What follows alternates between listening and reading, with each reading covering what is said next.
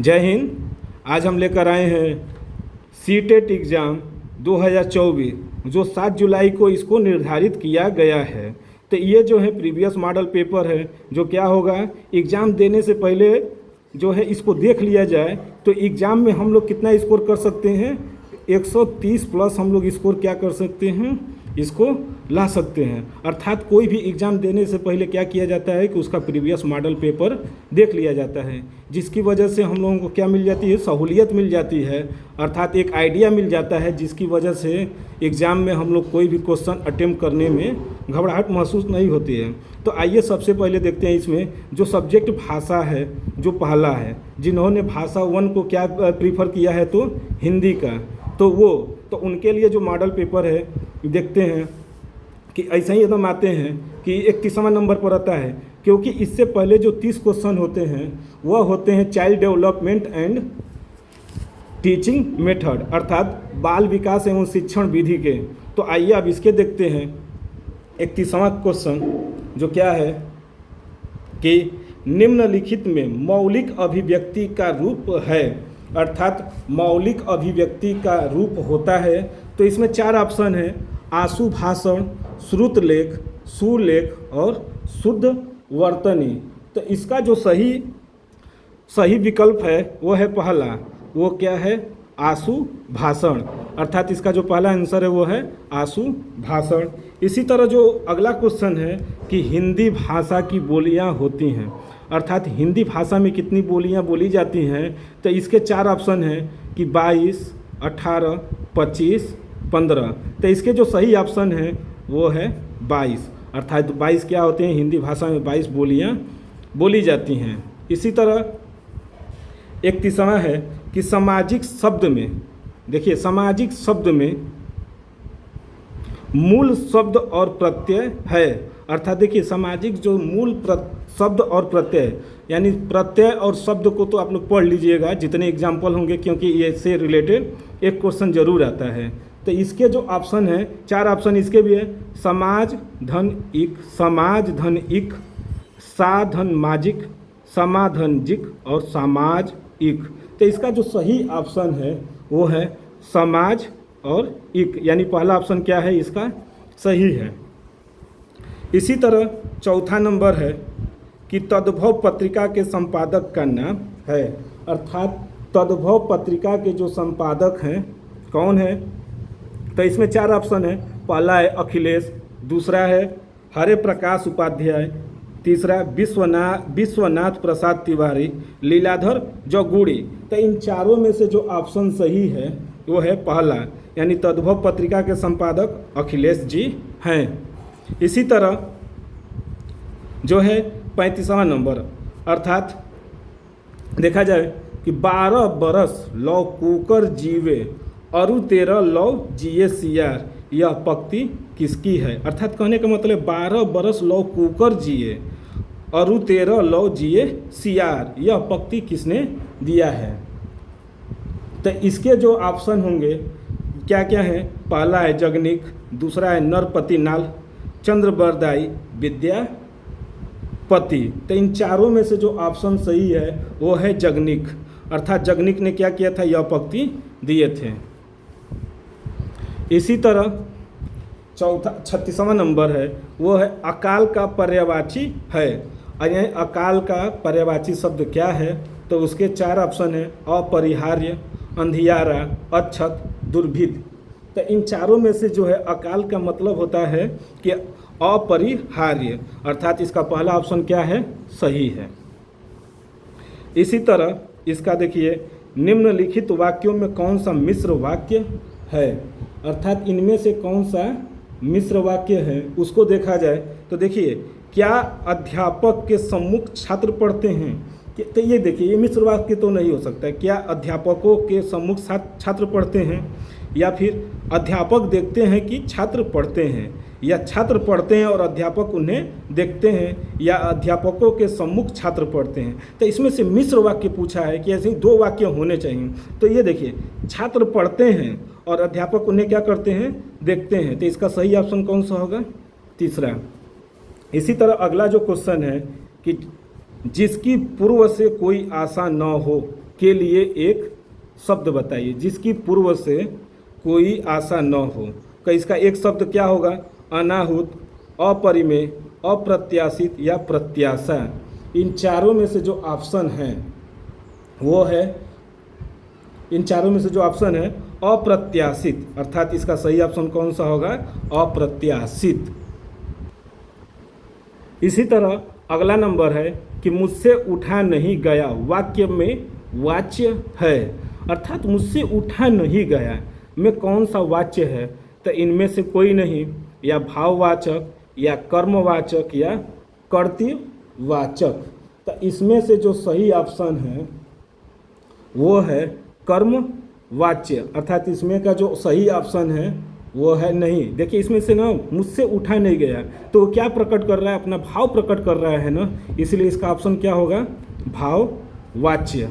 इसी तरह अगला जो क्वेश्चन है कि निष्कपट शब्द का संधि विच्छेद है, अर्थात निष्कपट का संधि विच्छेद क्या है उसको देखा जाए तो इसमें जो चार हैं कि निस धन कपट, निधन कपट, निस धन कपट या निह कपट। इन चारों में से जो ऑप्शन सही है वो है निह कपट, अर्थात ये क्या हो जाते हैं? इसके सही ऑप्शन में से निष्कपट का, तो ये चौथा ऑप्शन सही है। इसी तरह 41वां जो क्वेश्चन है कि इस देश में हिंदी भाषा का प्रयोग लिखने एवं बोलने में किया जाता है। तो देखिए पहला है मॉरिशस, पाकिस्तान, दक्षिण अमेरिका और ऑस्ट्रेलिया। तो देखिए मॉरिशस में क्या होते हैं ना कि हिंदी भाषा का प्रयोग भी किया जाता है और बोला भी जाता है, तो इसका सही ऑप्शन क्या होगा? मॉरिशस। इसी तरह अगला जो क्वेश्चन है कि सुरसागर किस भाषा की रचना है, अर्थात सुरसागर किस भाषा की रचना है? तो सुरसागर जो है छत्तीसगढ़ी या फिर ब्रज या बुंदेली या फिर अवधी। तो इस सुरसागर जो है ब्रज भाषा में लिखा गया, अर्थात इसका दूसरा ऑप्शन क्या है? सही है। इसी तरह है देखिएगा अगला क्वेश्चन कि वीरों का कैसा हो बसंत कविता किसकी लिखी गई है, अर्थात वीरों का कैसा हो वसंत यह किसकी कविता लिखी गई है? तो चार ऑप्शन इसके भी हैं कि रामधारी सिंह दिनकर, माखनलाल चतुर्वेदी, सुभद्रा कुमारी चौहान, सुमित्रा कुमारी चौहान। इन चारों में से जो सही ऑप्शन है वो है सुभद्रा कुमारी चौहान, अर्थात तीसरा ऑप्शन क्या है? सही है। इसी तरह 44वां नंबर है कि क्षेत्रीय में कौन सा विशेषण है, अर्थात क्षेत्रीय में कौन सा विशेषण हो सकता है? तो चार इसके ऑप्शन भी हैं, सार्वनामिक, परिमाणबोधक, संख्यावाचक या फिर गुणवाचक। तो इसके जो ऑप्शन सही हैं वो हैं गुणवाचक, अर्थात इसमें क्या कर रहा है कि गुण बता रहा है कि यह क्षेत्रीय में कौन सा गुण विशेषण है। इसी तरह 45 नंबर देख लीजिए कि चौराहा शब्द में समास है, अर्थात चौराहा आया यानी यहाँ पर कोई गिनती आई है ना, तो जहाँ गिनती आ जाती है चौराहा, पंचभुज, इसके जो होते हैं चार ऑप्शन हैं अव्ययी, भाव समास, द्विगु समास, द्वंद्व समास, कर्म धारय समास। तो यहाँ पर देखिए चौराहा यानी चार, तो जहाँ चार आ जाए या पंचवटी आ जाए तो ये सब के जो होते हैं वो कौन सा समास हो जाता है? तो कौन सा क्वेश्चन था? 45वां। तो 45वां का आंसर हो जाएगा द्विगु समास यानी दुगु समास, यही होंगे। इसी तरह 46 नंबर, निम्न में से किस शब्द की वर्तनी सही है? तो पहला है अनुग्रहित, अनुग्रहित, अनग्रहित, अनुगृहित और अनुग्रहित। इन चारों में से जो शुद्ध शब्द जो सही है वो है अनुगृहित, अर्थात तीसरा ऑप्शन क्या है? सही है। इसी तरह अगला देखते हैं कि निम्नलिखित में शुद्ध शब्द हैं, तो कौन से होंगे? पैतृक, पैतरिक, पैतृक या पैतृक। तो इन चारों में से जो सही ऑप्शन है वो है पैतृक, अर्थात तीसरा नंबर क्या है? ये सही है। तो आइए अब अगला क्वेश्चन देखते हैं। अगला जो है स ध्वनि का उच्चारण स्थान होगा, अर्थात इसमें देखिए दंतालु, तालु या मूर्धया या फिर दंत। तो इन चारों में से जो सही ऑप्शन है वो है तालु, अर्थात स देखिए तो ये हम लोगों का तालु स्पष्ट कर रहा है, अर्थात इसका जो सही ऑप्शन है वो कौन सा है, तालु। इसी तरह अत्यंत शब्द में प्रयुक्त उपसद है, तो अत्यंत में 4 ऑप्शन है इसके भी, अति, अत्य, अ या अत। तो इन चारों में से जो सही ऑप्शन है वो है अति, अर्थात पहला ऑप्शन क्या है, सही है।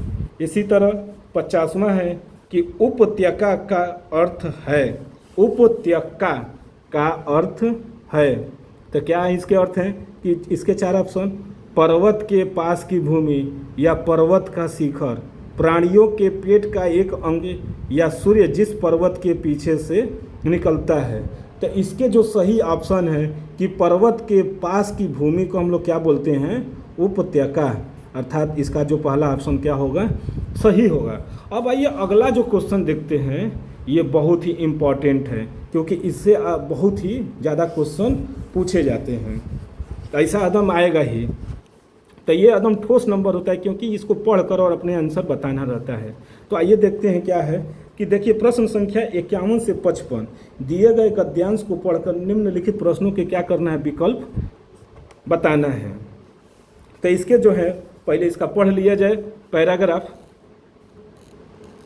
तो आइए इसका पैराग्राफ पढ़ लेते हैं। पहले क्या दिया है कि आदिम आर्य घुमक्कड़ ही थे, यानी आदिम आर्य घुमक्कड़ ही थे, यहाँ से वहाँ वे घूमते ही रहते थे, घूमते भटकते ही वे भारत पहुँचे थे। यदि घुमक्कड़ी का बना उन्होंने न धारण किया होता, यदि वे एक स्थान पर ही रहते तो आज भारत में उनके वंशज न होते। भगवान बुद्ध घुमक्कड़ थे, अर्थात भगवान बुद्ध क्या थे, घुमक्कड़ थे। भगवान महावीर घुमक्कड़ थे। वर्षा ऋतु के कुछ महीनों को छोड़कर एक स्थान में रहना बुद्ध के वश का नहीं था। 35 वर्ष की आयु में उन्होंने बुद्धत्व प्राप्त किया। 35 से 80 वर्ष की आयु तक, जब तक उनकी मृत्यु हुई, 45 वर्ष तक वे निरंतर घूमते ही रहे। अपने आप को समाज सेवा और धर्म प्रचार में लगाए।